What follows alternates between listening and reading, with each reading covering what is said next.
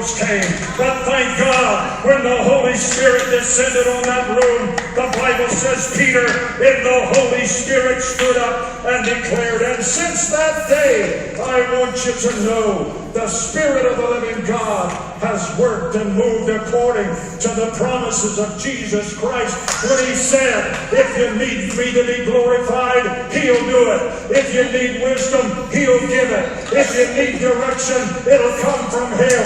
The Holy Spirit of truth will come, and He will lead you, and He will guide you into all truth. And I say thank God today for the living, present, eternal, never-failing Holy Spirit of God. Jesus' last words to His disciples was, it is important for me to go away because I need to get out of the way so He can come and do what He is ordered to do. And I will not be far from any one of you because He will make sure that wherever He is, I am. Glory to God. And you and I have that blessed promise resonating in our souls today. Thank God for the mighty Holy Spirit, for the day of Pentecost and beyond. In fact, Peter, before he ended that sermon, he says, this thing is not going to end. Your grandchildren, your great-grandchildren, those far off, those that you haven't even seen yet, they're going to experience the vital essence and power of the Holy Spirit working in them. And I tell you today, we are a dead corpse without the Holy Spirit because He is the breath of life that lives in every one of us. Hallelujah! And praise God today for that mighty Holy Ghost breath. Came from God. You know, I want you to know today the distinction between has been and still is the Holy Spirit. Amen. It doesn't matter who you get in the boardroom. It doesn't matter who you put in the pulpit. It doesn't matter how gifted the musicians are. It really doesn't matter. It really doesn't matter. It doesn't matter whether you're studying theology, eschatology, sociology. It doesn't matter what you're studying. You see, it's all dead words, except when the Spirit makes it alive. That's why the Word of God declares unto us, if we are going to pass into that realm to where God's Word makes sense to our hearts and our spirits, and suddenly we understand it, we realize it is by the revelation of the Holy Spirit, not the knowledge of the preacher. In fact, Paul says, when I came to you, I determined not to come with enticing words of men's wisdom and profound speech, but I purpose to come in the power and the demonstration of the Holy Spirit, so that you can know that the excellency is of God and not of me. My friend, the Holy Spirit is still the interpreter. He is still the translator. He is still the anointer. He is still the one that gives unction. He's still the one that will light the fire in your furnace. Hallelujah. He's still the one that puts the rainbow in your sky. He's still the one that will bring a little rain to your parched ground.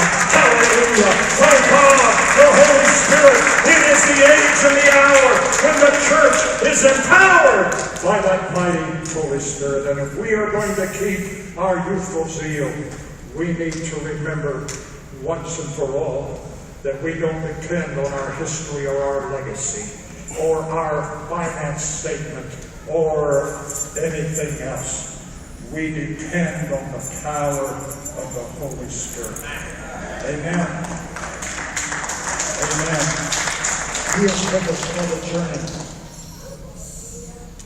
And if we are going to maintain our path, we've got to remember the importance of the supernatural. I was raised up on this statement. Man's extremity is God's opportunity. When you get to the end of your rope, tie a knot in it, and then let go and let God have His way. Hallelujah. the supernatural. You see, when you look and see how God did magnificent things in the hearts and lives of the people, it makes you stop and say, wait a minute. There are still unsaved people today. There are still people worshiping demons today. There are still people whose bodies need to be healed today. There are still chains that need to be broken today. There are still lives that need to be grounded, not in the world's philosophy, but in the kingdom theology.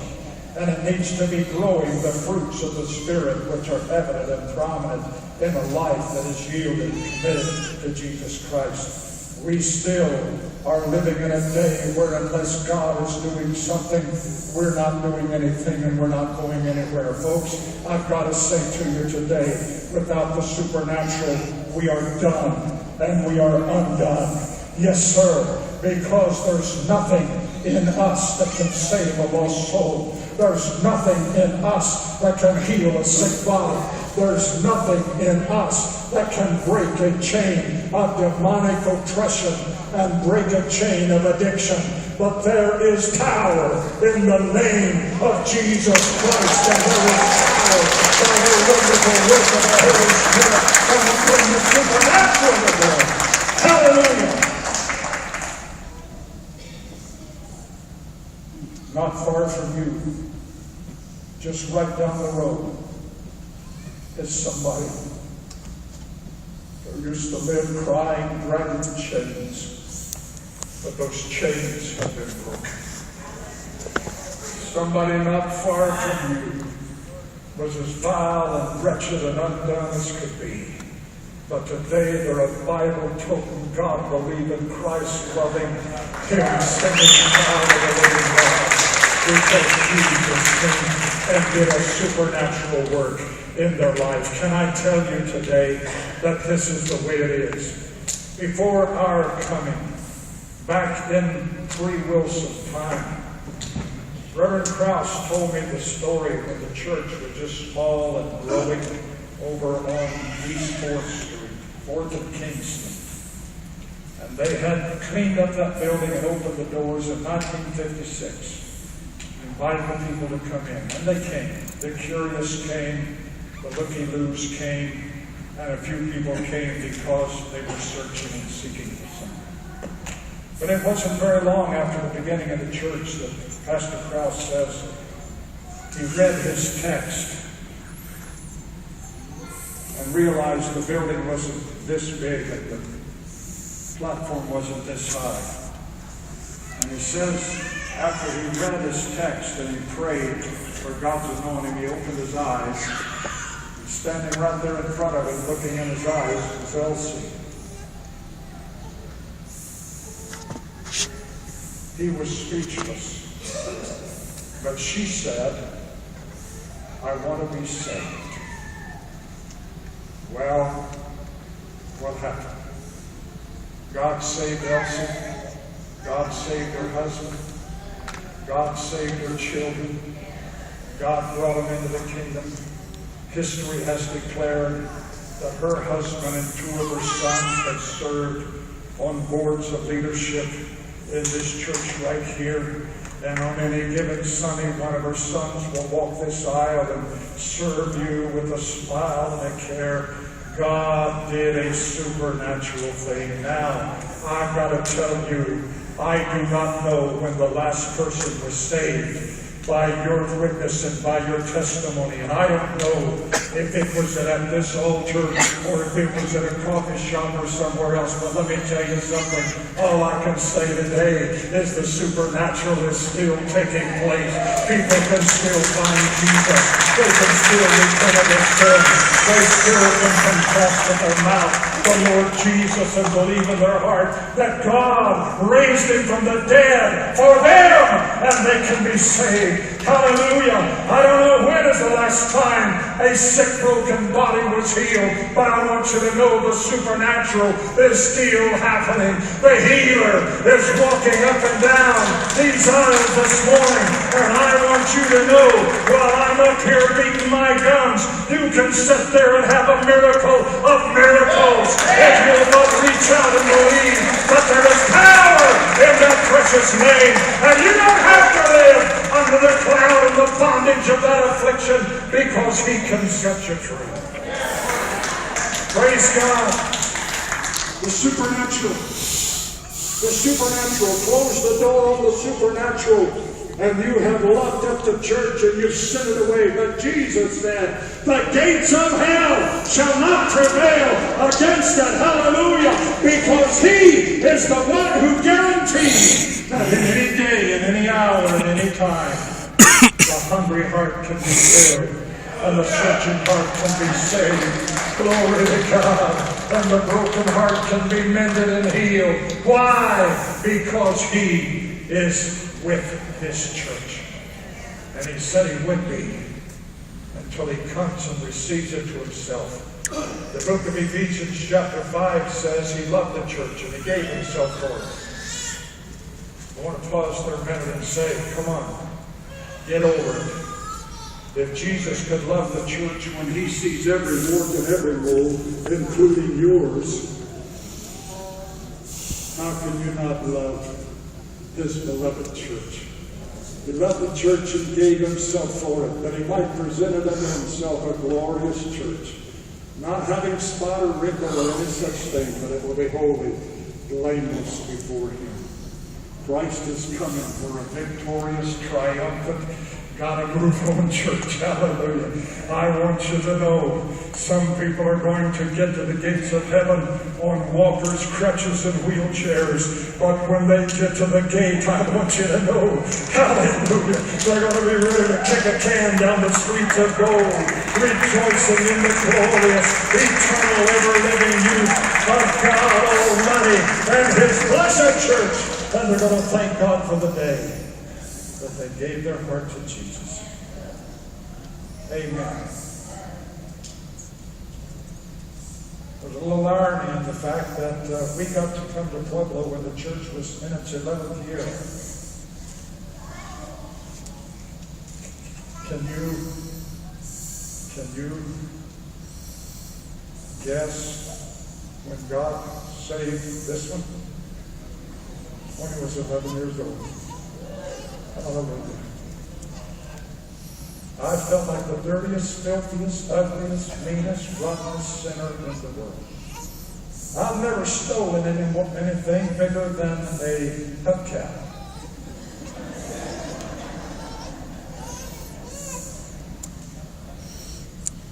But lest you think your pastor was a thief, I took my friend's hubcaps off of his souped up Ford and I stuck them under his bed. And you know what? He didn't clean under his bed for a year and a half. Then he found his hubcaps. Then he felt bad because he turned it into the insurance and they'd already paid him. Give him some new ones. So I said, that's your problem, not mine. But you don't have to be the vilest to be the vilest. Paul said, I'm the chiefest of sinners. Follow Paul's life. He lived in the orthodoxy of theology. But he said, inside, it was dark and cold and dismal. What happened? A supernatural work of God. And I tell you, my friend, listen to me today. Invite your friends, invite your neighbors, invite everybody. Hallelujah. Because we are going to stand here and we're going to declare, hey, God is still in the business of turning water into wine. He's still in the business of healing the lame. He's still in the business of opening blinded eyes. He's still in the business. He's still in the business, and He will do it for you. Hallelujah. Oh, yes, you can battle your addiction forever, or Jesus can change you forever. He can do it. It may take a little bit of willpower on your part, but it takes Holy Ghost power on His part, and the victory is yours. Stand with me, will you please? I'm already through preaching. You know that already. You knew that for 4 minutes. Before I do. But listen. What does it take to be relevant in a postmodern generation. I had to ask somebody, what does that mean? And then when they got to explain it to me, I said, yeah, but what does that mean? And when they explained it in a different way, I said, I still don't get it. All I know is that people are lost, but Jesus saves. People are sick, but Jesus heals. People are bound, but Jesus sets them free. Hallelujah. That's all I know. That's all I know. I believe that's why Paul says, I desire to know nothing among you save Jesus Christ and Him crucified. Friend, what does it take to turn this town to the kingdom of God? I think it takes a faith and a belief in Jesus Christ and a yielding to the wonderful power and dynamics of the Holy Spirit and a belief that God can do anything. Hallelujah. Let's praise Him together this morning. Praise God. Praise God.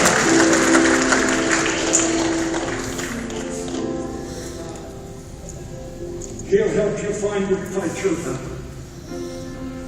And this morning, if yours is unbelief, I invite you to one that says, I'm an unbeliever, but I'm coming to see if you can save a person who knows that I need help.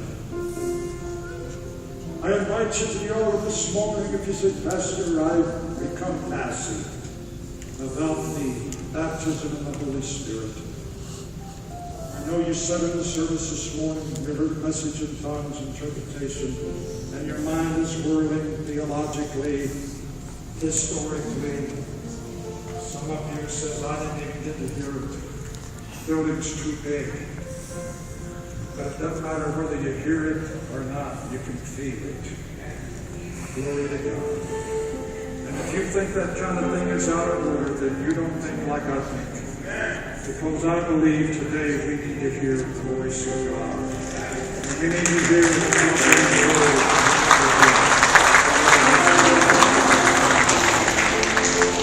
But if you say, I'm just a hungry person. You know, I've read about 3 encounters in the book of Acts about numbers of people being filled with the Holy Spirit. Speaking in tongues. I got to put that in there. Filled with the Spirit, speaking in tongues. All three circumstances were completely different. You see, there is no customary way to receive an uncustomary experience from God. Hallelujah. So I just say, God knows how to find the hungry. He knows how to find them in the church house. He knows how to find them in the barn. He knows how to find them out in their backyard. He knows how to find them in their bedroom. He knows how to find them at the bed. God can find the hungry heart. If you can just confess today, Lord, I am hungry for more joy, more strength, more power, then you're welcome to come this morning. If you're here needing a miracle, they happen. Hallelujah. Hallelujah. So why don't you come and receive a miracle? If you haven't started singing with me. Holy Spirit, hallelujah. Bring your healing and your warming grace. Show your power, make your presence known. Holy Spirit, come fill this place. Breath of God, we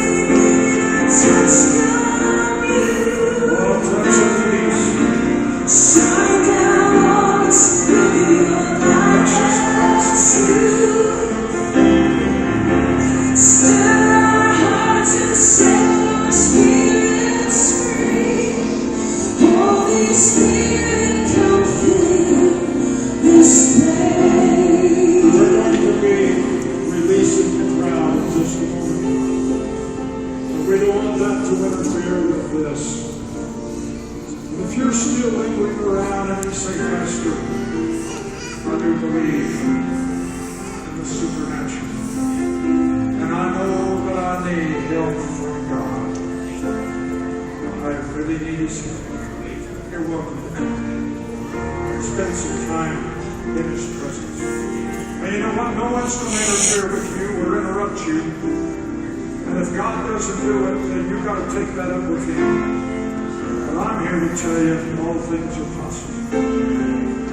Whatever you need, He can take care of this morning. Sing it again, Kim. Then music you're doing. Holy Spirit, come and fill this place.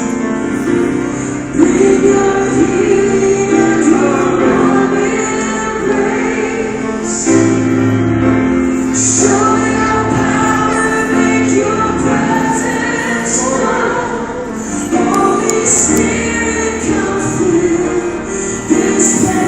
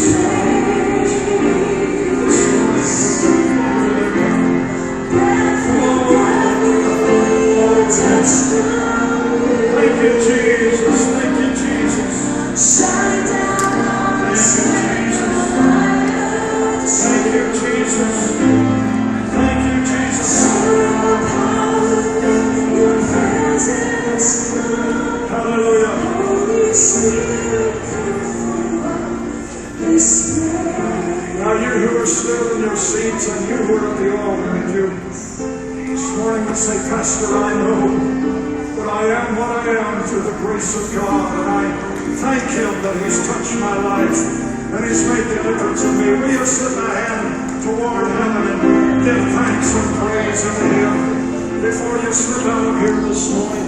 Thank you, Lord, for the day you found me.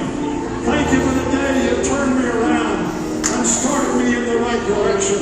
Thank you today, dear Lord, for all the wonderful people you put in my life. And thank you for those special moments when your Spirit has come and spoken into my heart. I praise you for it today. I praise you for it, Lord. Glory to God. Glory